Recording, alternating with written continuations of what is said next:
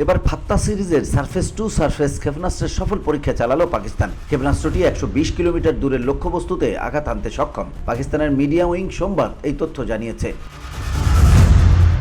কাশ্মীরের পেহেলগামে সন্ত্রাসী হামলায় 26 জন পর্যটককে নিহতের ঘটনায় পাকিস্তান ও ভারতের মধ্যে চরম উত্তেজনা বিরাজ করছে। টানা 11 রাতের মতো দেশ দুইটির বাহিনীর মধ্যে নিয়ন্ত্রণ রেখা বরাবর গুলি বিনিময় হয়েছে।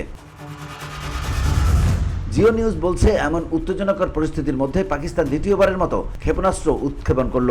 পাকিস্তানের ইন্টার সার্ভিসেস পাবলিক রিলেশনস এক বিবৃতিতে বলেছে, সেনাদের অপারেশনাল প্রস্তুতি নিশ্চিত। ক্ষেপণাস্ত্রের উন্নত নেভিগেশন সিস্টেম ও নির্ভুলতা সহ গুরুত্বপূর্ণ প্রযুক্তিগত পরিমিতি যাচাই করতে এই উৎক্ষেপণ।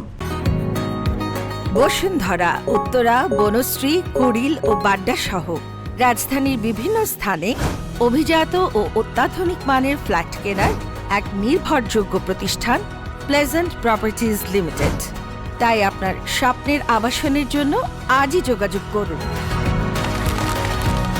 Pleasant properties limited, where destiny matches eventually.